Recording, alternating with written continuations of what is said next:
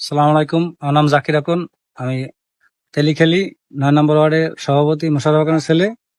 আমার কথা হইল যে এই অলিউর রহমান ইরান এর আগে আমাদের বাড়ি ভাঙচুর করাইছে লোকজন দিয়া। এ হইল যুবলীগের ওয়ার্ডের সভাপতি ছিল 2023 সালে এবং আওয়ামী লীগের তৃণমূল লীগের সহ সাংগঠনিক সম্পাদক 2021 সালের কমিটিতেও ছিল এবং এই আওয়ামী লীগের ইউনিয়ন পরিষদে 5 বছর চাকরি করছে এবং এই এলাকায় 100 লোকের কাছ থেকে 2000 টাকা করে টাকা নিয়েছে বিজেপির কার্ডের নাম বললে, কিন্তু তাদের নাম কোনো পাস হয় নাই। বিজেপির টাকার নাম কথা কইয়া আমার কাছ থেকে কেউ টাকা নিছে?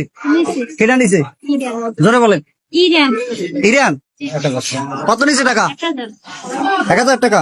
কি বলছে যে বিজেপির কার্ডের নাম পাস করে দিবে কি? 1000 টাকা লাগবে বলছে।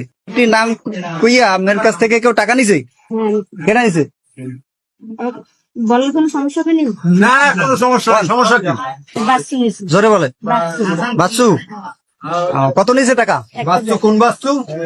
এখন বাচ্চু বাচ্চু আপন বলেন, নাম বলেন।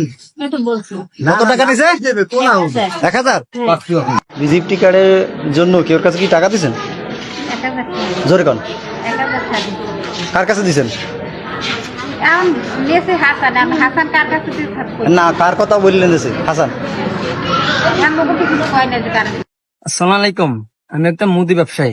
ইরান চাচায় আমার থেকে আমি একটা সমস্যায় পড়ছি। পড়ার পর ইরান চাচায় আমার থেকে 5000 টাকা নিছে। 5000 টাকা নিয়ে বলছে যে তুমি থানাটা আমি দেখবো, তুমি আমার 5000 টাকা দাও। এই 5000 টাকা নিয়ে উনি আমার কোনো ফায়দা করে নাই, কিন্তু আমার এই 5000 টাকা নিয়েছে। 5000 টাকা কোনো সালিশির আমার কিছু উনি করে নাই। এইটার কি ফায়দা হবে? এটা আমি তীব্র নিন্দা জানাই। উনি আমার টাকাটা যেন ফেরত দেয়, এইটা আমি চাই।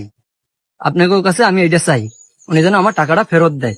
এবং এলাকায় জারি ধরে টাকা দিবি, চাঁদা দিবি, না হয় তোকে বিস্ফোরক মামলা দেব। এলাকায় যদি আপনারা জিজ্ঞেস করেন, একটা লোকে ওর কথা ভালো বলবে না এবং আমাদেরকে বলে তোরা কিসের বিএনপি।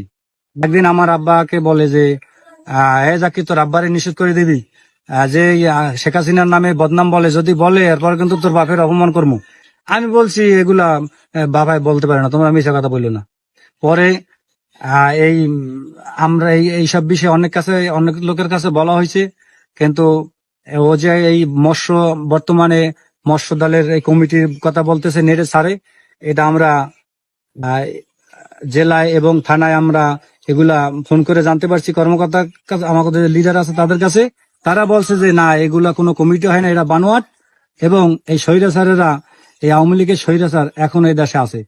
এই স্বৈরাচারের আমরা দৃষ্টান্তমূলক শাস্তি চাই।